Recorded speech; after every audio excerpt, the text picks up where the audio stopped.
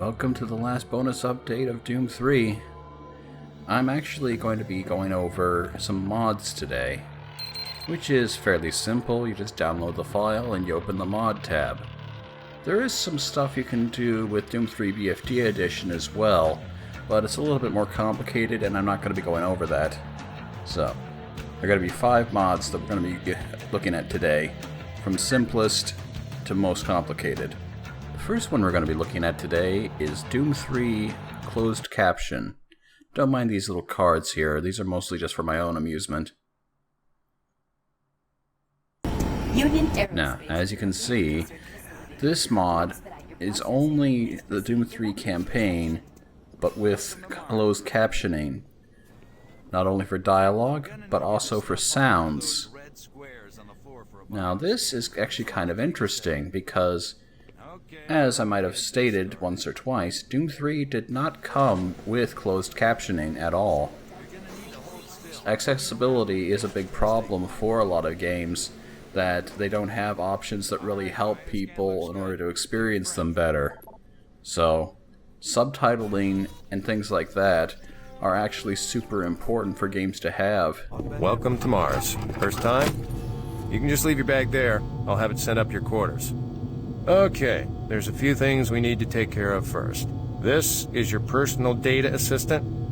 You'll need this to access all secure areas. If you get clearance for any security zones, it'll download directly. It's important, so don't lose it. I see here that Sergeant Kelly has requested your immediate attention. Head directly to Marine Command. It's just that way. Follow the signs. Now, were you actually able to hear the drips before in the environment? I don't know if you could, but the captioning did. And here's something else that's interesting. Not only are the dialogue things subtitled, but also there are audio log transcripts for every single video in the game, and if you pick up a PDA, it also shows you the transcripts of any audio logs that happen to be on those PDAs. Doesn't know the first thing about science. All they want is something to make them more money, some product. Don't worry, they'll get their product. Look at the mood things on these. Like, I find these a little bit amusing. Just like frustrated or menacing or things like that. I don't know, it's just kind of funny. Competent staff and bigger budget. Even these few accidents could have been avoided. I'm afraid you'll get nothing more until my report is filed with the board. I will need full access, Dr. Petruga, Delta included. I won't have any difficulties doing that, will I? Only if you get lost, Swan. Just stay out of my way. Amazing things will happen here soon. You just wait. Let's go. Welcome to the dungeon, Marine. Most unexciting place on Mars. So then, obviously, the question is, how do these captions work in terms of combat? Well, let's see. Now you're ready for combat. Yeah, this is what they call the radar. Basically, if there's an immediate threat from a monster or something, then the text is colored red in order to show that there's something that needs your immediate attention. This is very helpful because, as we know, a lot of monsters like to jump out of closets right behind you. So, if you're hard of hearing, then that actually can be a bit of an impediment. But, well, otherwise, as I said, it's just the regular game. The only difference is that, you know, they put captions on things. Honestly, if I would recommend one for someone just doing a casual Doom 3 experience, it would probably be this one. It has some misspellings, some grammar issues here and there, but it's easy enough to grasp the context of whatever you're seeing. And overall, I think it's like not exactly that intrusive either. There are some interesting lighting things where, yeah, video screens in general are a lot less bright, a lot less sort of in your face. I think that's nice as well. Like, It makes things a little bit difficult to see on video screens sometimes, but overall I don't think it's too much of a problem.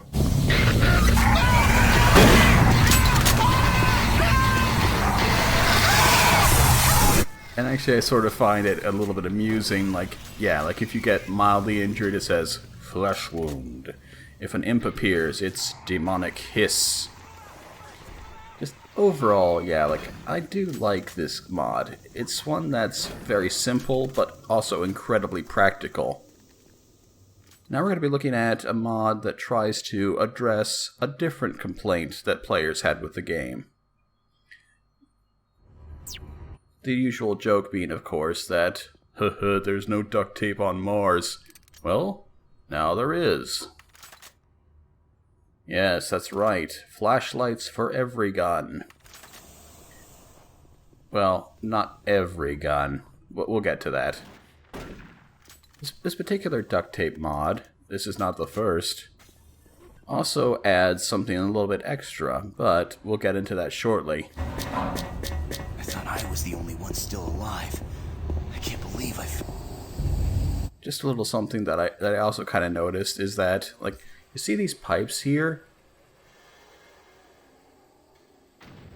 Yeah, they explode, but off screen so that you can't actually see it happening, which I find a little bit odd.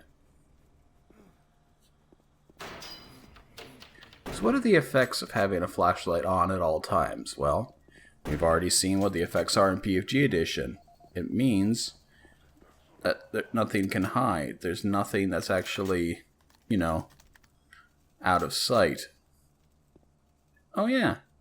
And as I said, there are some things that this particular one does that are a little bit questionable. See, there's a light version, and then there's an enhanced version of this mod. See if you can tell the difference.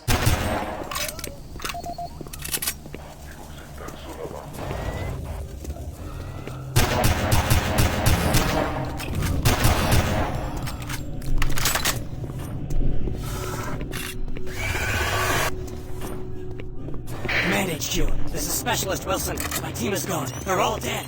I'm running blind. What are my orders? Specialist Wilson, Sergeant Captain. Stay sharp, son. Look to your last known RP and fortify your position. We'll find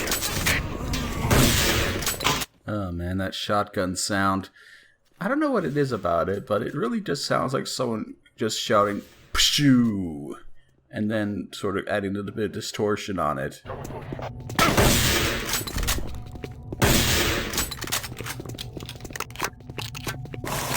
But enough about that.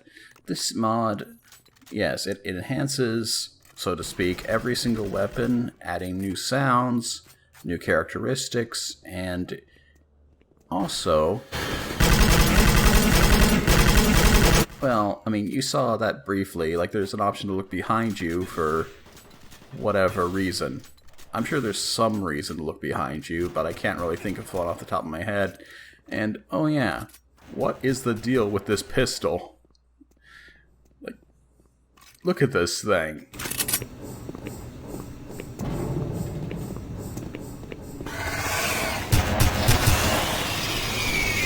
Like, I'm just holding the fire button down, and it's just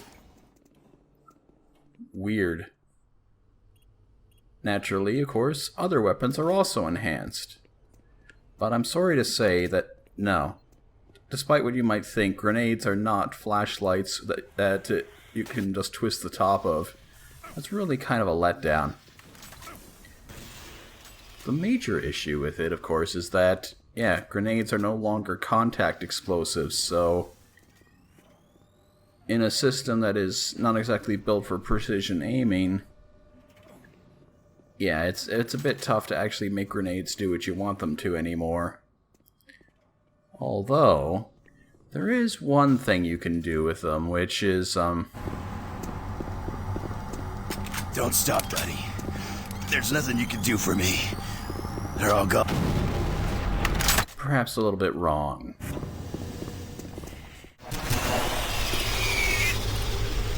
I'm not going to show off every weapon in this mod, of course, but I just felt like the chain gun deserved a little bit of special notice. Yeah, you'll see this often with some of the mods that I'm looking at, but yeah, for whatever reason, they all want to give the chain gun more ammunition. Marine, Bravo team reports there's some sort of unidentified growth taking over parts of the base. I don't know what it is, but it can't be good. Stay sharp.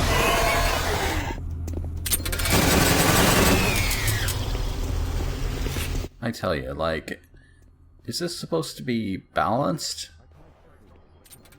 It doesn't seem balanced.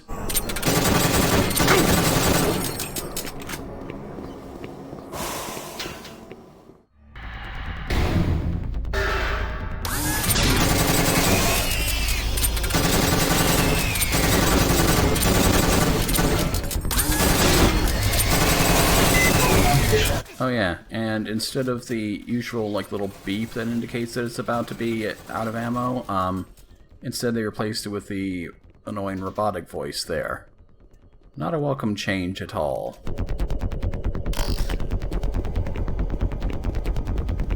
And yeah, that's just ridiculous.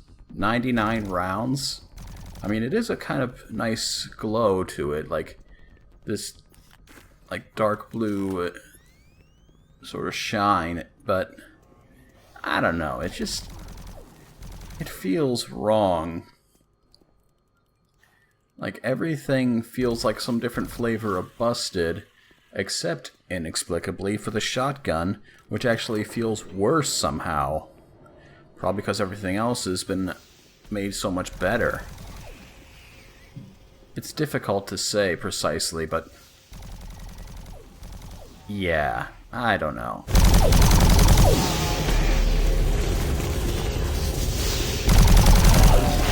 I'm all for mods that give you a little bit more clarity, a little bit more visual fidelity, but it's a little bit difficult to say that just putting a flashlight on everything is the solution because, well, yeah, there is no more atmosphere here.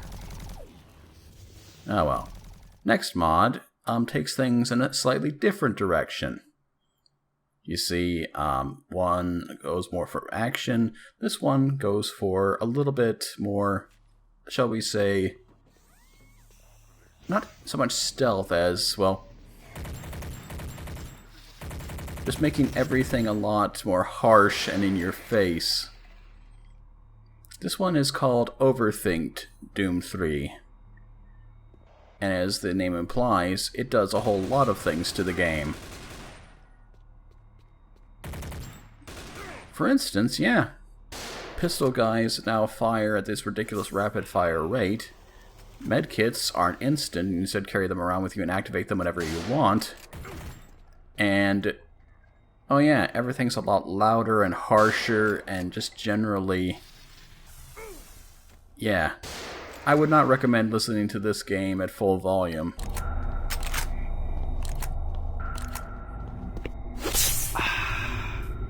So the thing about Overthinked is that it uses a visual mod called, I believe it's like a Secret or something, which gives everything a lot more visual pop. Like every light source suddenly has more of a corona around it, like it is just bloomed to heck. And also monsters are different, shall we say. They're more aggressive in general, and they don't fade away immediately, which is a problem especially with your trites because they've been given another little special effect. But we'll get to that shortly.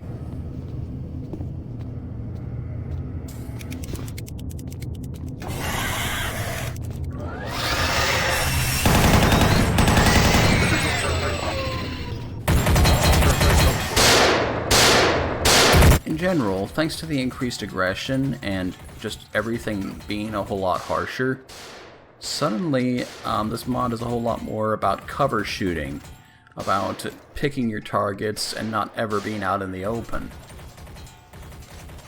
Armor is a whole lot more useful in this mod because it takes a significantly higher portion of damage. it is actually possible to get hit and see no loss of health whatsoever. But on the other hand, that also means that armor is a whole lot more precious because, yeah, it goes away in no time at all.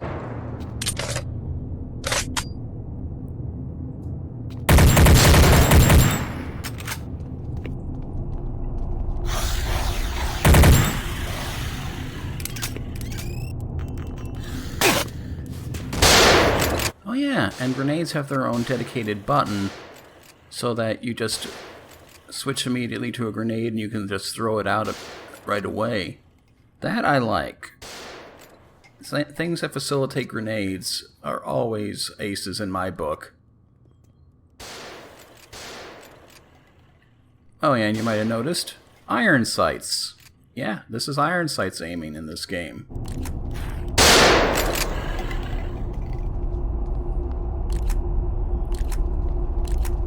One thing you might not notice yet, but we'll get to this shortly, is that weapons have alternative firing modes.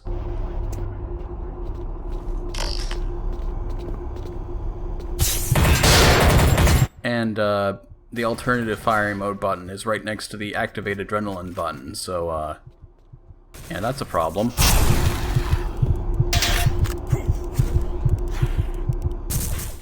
You might notice actually that I am rather careful around these trites. It's because when they explode, and they do explode, they give off a corrosive acid that actually eats away a little bit at your health, so... Direct route, but it's dangerous. Extending the service bridges is safer, but the lighting systems are fried. Make a choice. Good luck. The alternative firing mode for the chain gun is just to, you know, keep the barrel spinning continuously.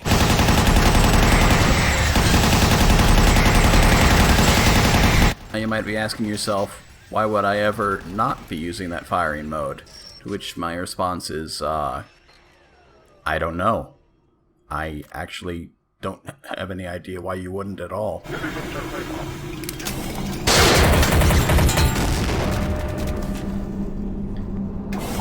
In general, I think that Overthinked is an interesting proof of concept. Like, it is an absolute gameplay overhaul that definitely changes the mood of the game, where every single encounter is a whole lot more tense, a whole lot more significant. But at the same time, it also means that the game is even slower than usual. So, kind of plus and minus. And while I'm okay with the monsters, like I'm okay with the monsters and their level of aggression, the hit scanners and how much they just unload on you is kind of annoying, actually. Not gonna lie.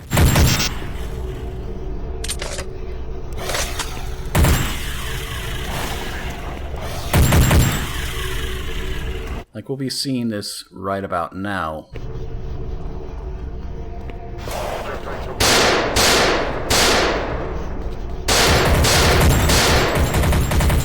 Yeah. It is next to impossible to make any headway without just kind of ducking in cover.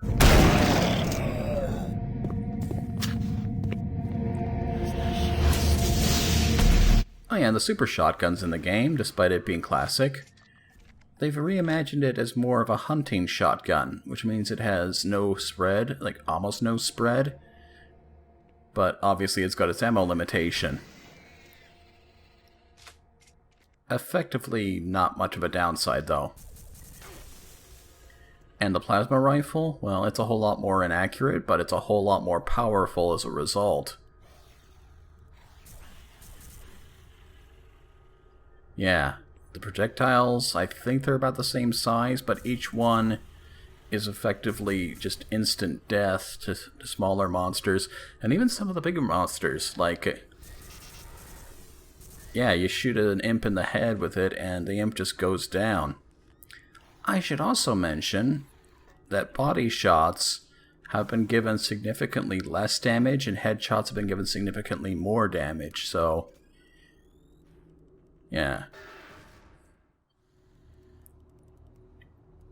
Overall impressions, honestly, I kind of like it. I mean, I wouldn't be reviewing it if I didn't like it. The fact of the matter is that, yeah, it's not worse or better than regular Doom 3, it's just different. It's an experience that offers something new and exciting. And, you know what?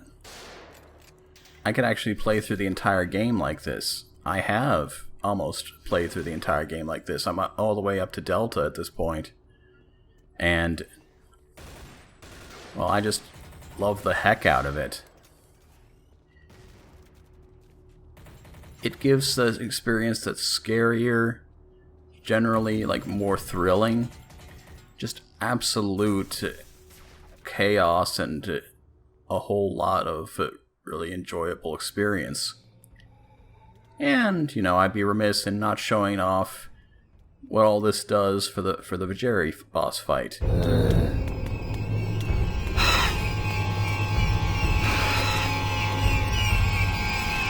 I honestly think it's kind of unfortunate, actually. Like, she might have a bit more health, but overall, the weapons have just been given a whole lot more, like, savage strength to them. And so, yeah, this fight is a little bit lopsided in our favor, I think.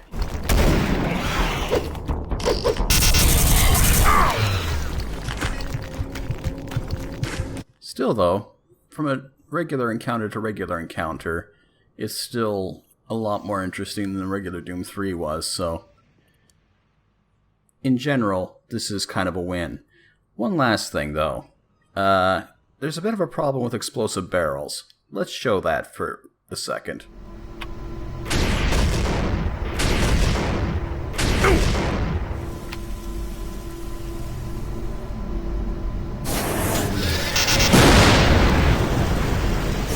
Kinda loud, isn't it?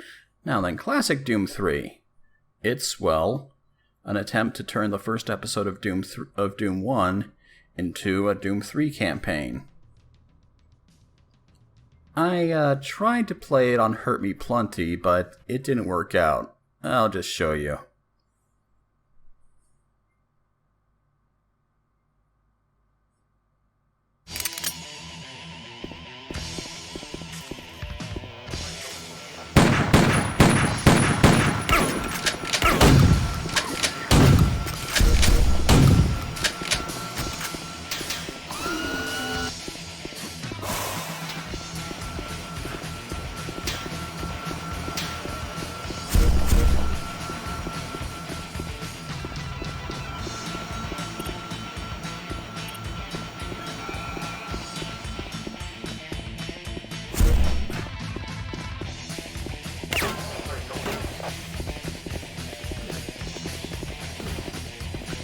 I'm gonna be just flat out honest here. Like, I am not very good at, well, anything regarding classic Doom 3 or, well, classic Doom in general.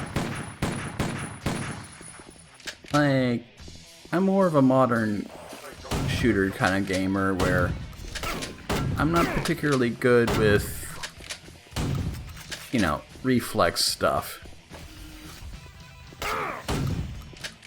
Especially not stuff involving these hit scanners. Like, shotgun guys in this game are really frustrating. So, after dialing it down and playing it through a few more levels, here's an example of something where I'm not completely incompetent.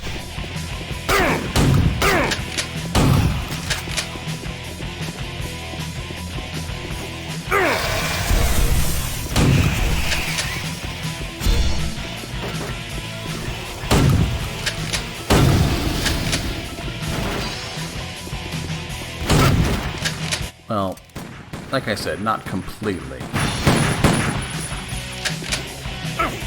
The game tries as hard as possible to mold the Doom 3 enemies and weapons in order to fit the original Doom 1 model, but there are some things that don't entirely fit. Like, obviously, the AI for the Doom 3 enemies gives them a lot more maneuverability, which is problematic. But at the same time, with enough alteration, you can have something like this, where the chain gun is effectively, well, just as fun as it was in the original.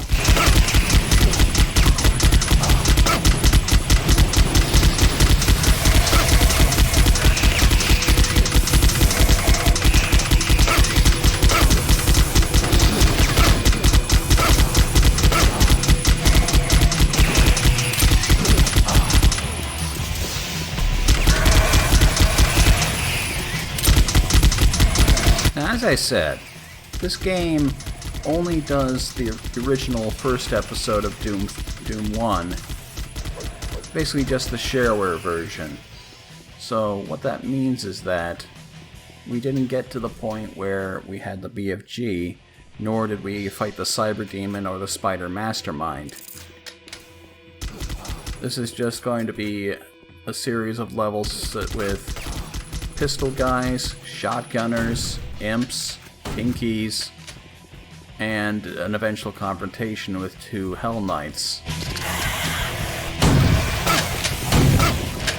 So, it's a little bit limited in scope there, but nonetheless, what they've done with it, just how they've radically transformed the entire game, is something that I find to be kind of really fascinating.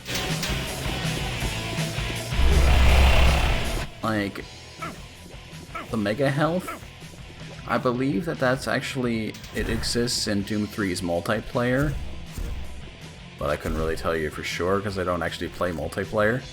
But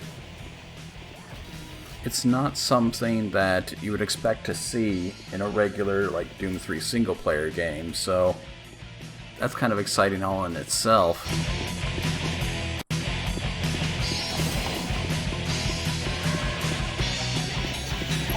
I'll be the first to admit, though, like, it's been a while since I played Doom 3, or Doom 1 that is, so I have no idea how these maps actually compare to the original. But, at least with the first level, it seems pretty accurate.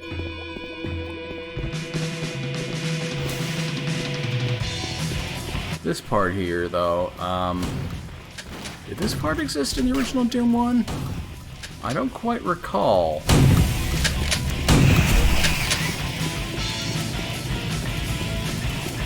I mean, it's an interesting segment, but you know what? BFG Edition comes with Doom 1, so I ought to go back in there and check it out sometime, just to be sure. Like, I feel like I'm taking crazy pills here.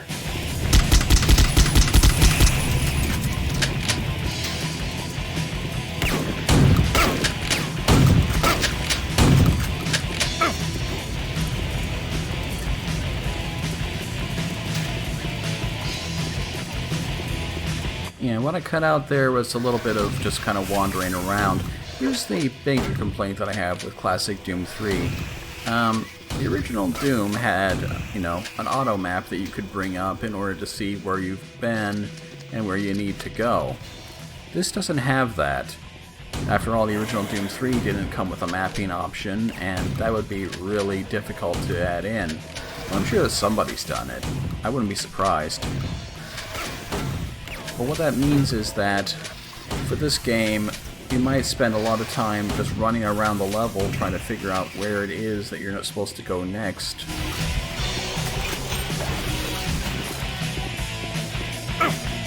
And I'll be upfront with you, I have no idea where all the secrets are in this game. So, there will be a rating, and I will look pretty pathetic at the end of it.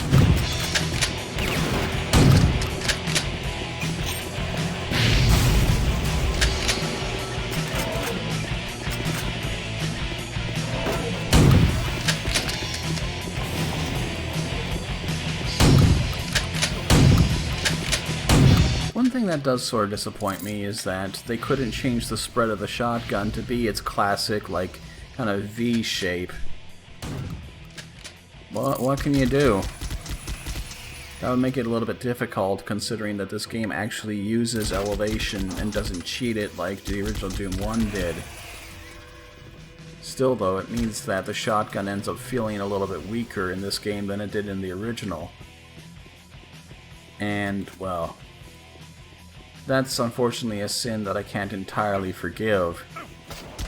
A shotgun is the focal point of any Doom game, and if you can't do a good shotgun, then you don't have a good Doom game. Yeah, I guess you can put that on a quote somewhere.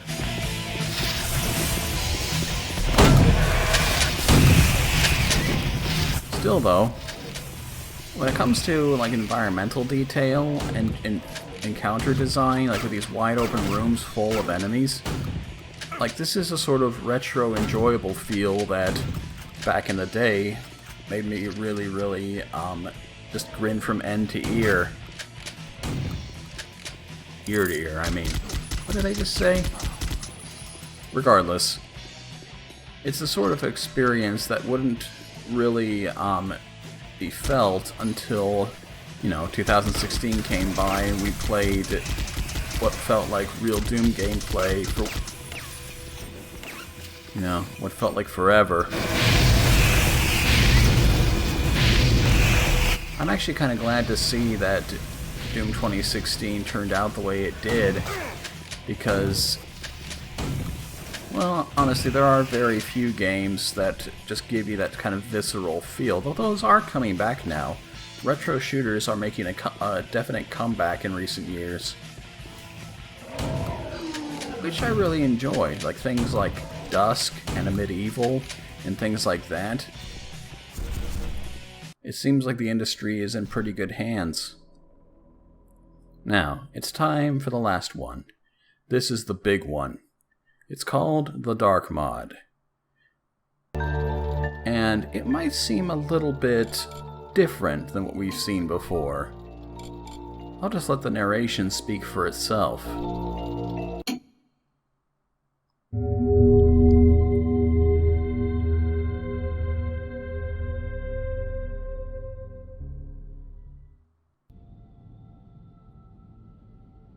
I go by many names in this city. Outlaw, rogue, thief.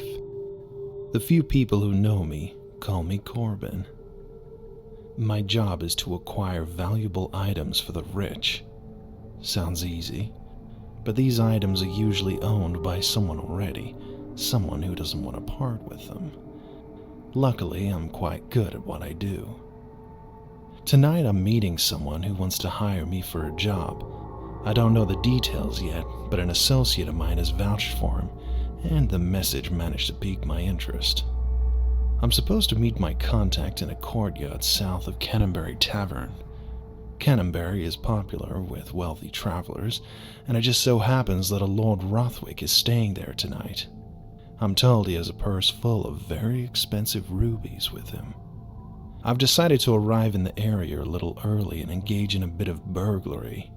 A tavern won't have the same level of security as a private estate, and it shouldn't be too difficult to find what room Lord Rothwick is in. The guest names are in the registry. I can help myself to that purse and still meet my contact in the courtyard on time. Not bad for a night's work. I've booked a room near the tavern. The sun is down, my gear is ready, and the city awaits. It's time to begin. That's right. The Dark Mod is Thief, done in Doom 3. And if that doesn't blow your mind, it was basically just one thing from Doom 3 that was borrowed. The lighting engine. Everything else, completely ad hoc. Everything that you're about to see was basically made by hand.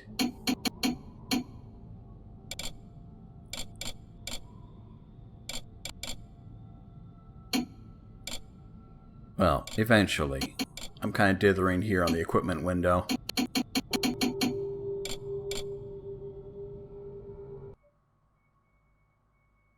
So. The back alleys of Bridgeport.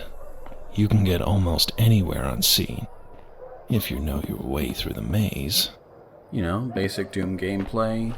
Stay in the shadows, avoid the light. You can mantle onto objects, and there are lots of environmental details that are worth taking a closer look because they can give you hints on how to proceed.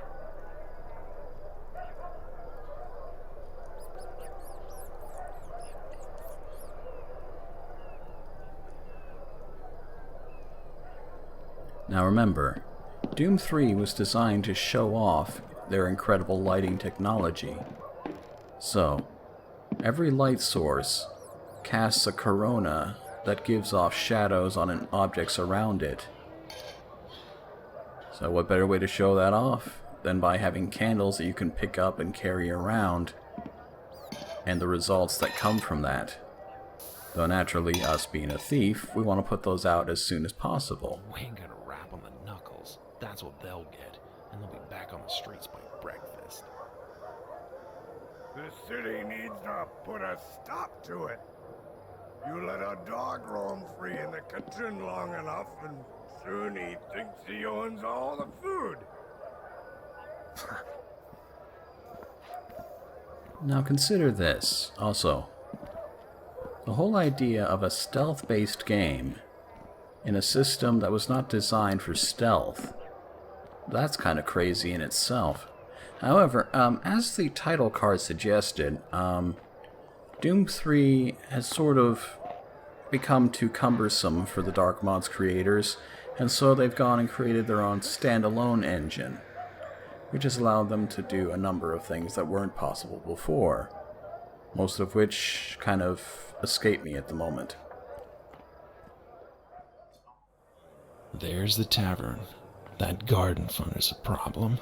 I'll either need to distract him or find another way in.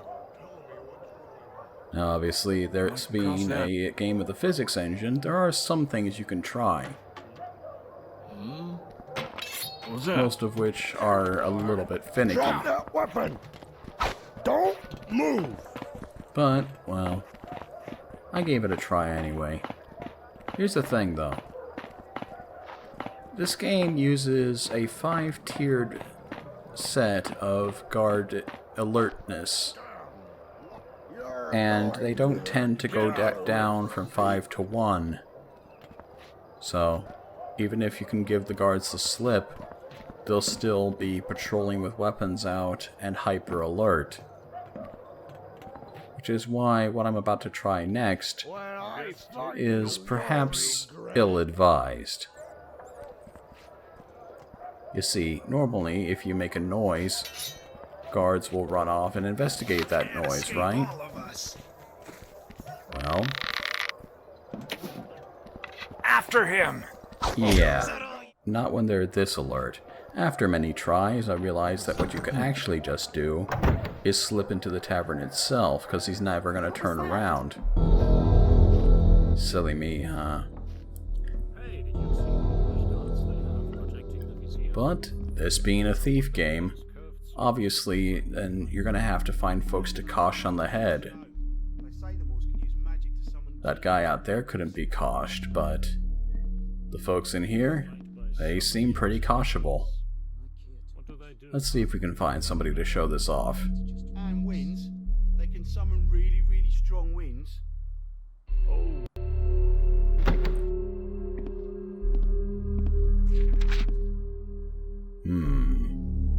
Yeah.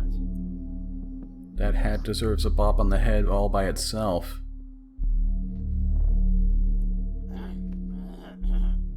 And it must be a bop on the head. This game uses a positional damage system, or locational I should say, so only the head will do. Very good stuff. Now also consider an engine that didn't account for you being able to pick up bodies. Well, you can pick up bodies. It cannot be overstated just how phenomenal the engine rewrite that they did was in order to turn a Doom 3 game into a Thief game.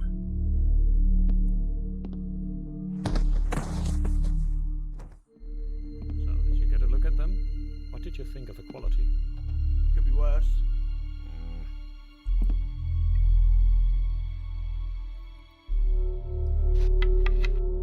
And yes, that includes water arrows.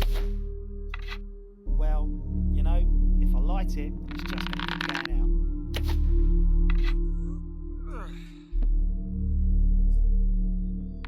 out. Our objective, after all, was to look at the guest registry, and, well, we can't do that while we're all, like, bathed in light here. Somebody might see, after all. And as we've already established, that is a bad thing. This is a system that does not allow us to fight very well, which is entirely intentional. We're a thief, not a swordsman. If I light it, it will just keep going out.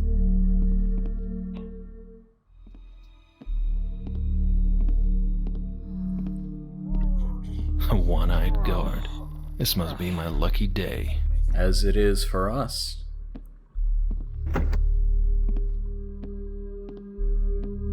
Now, the way that this system works is that, in general, if your light gem down there shows that it's dark, you're almost effectively invisible unless you make fast, sudden movements right in front of people's cones of vision. So just creep up here, very slowly, wait for him to move, and...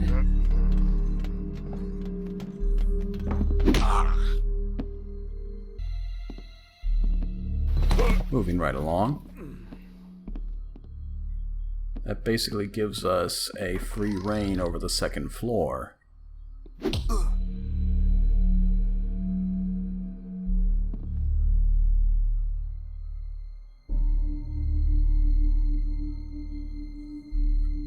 Now, the objective of a thief game, obviously, would be to gather treasure. Our objective was to get a particular treasure, but also to get a certain amount in loot.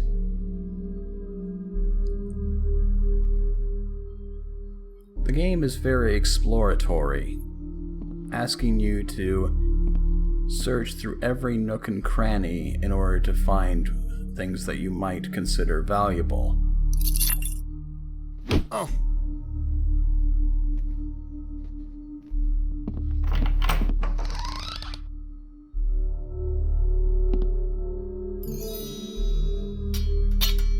Unfortunately, props do not have sharpness, so yeah, somewhat silly things can occur.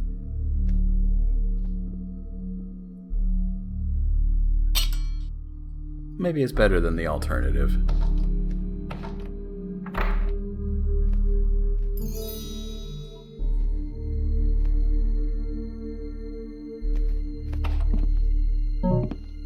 And also, it's not just treasure hunting, but also light puzzle solving, even dependent on the difficulty that you chose. So let's look at this journal, if we can. On the easiest difficulty, the combination for a safe would have been just spelled right out, but it isn't. Instead, we're going to have to go search for it. And the clue is in the writing. Although you still have to explore a little bit in order to figure out what they're saying. So, the workbench that is being referred to is found within the kitchen. Or rather, the kitchen and down an elevator. Just a second. Yes, as I mentioned, an elevator.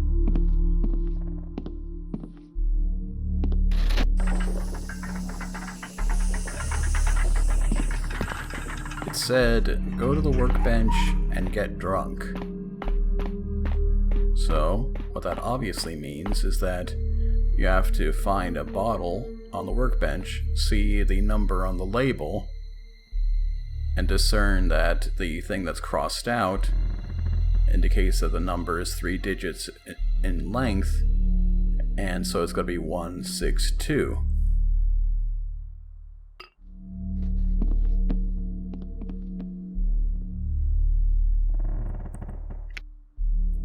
that's going to be actually it for this mod showcase. It's been a fun LP, and I'm glad you guys stuck with me for all of it. I hope that whenever I start my next project, you guys will join me again. I'll see you then.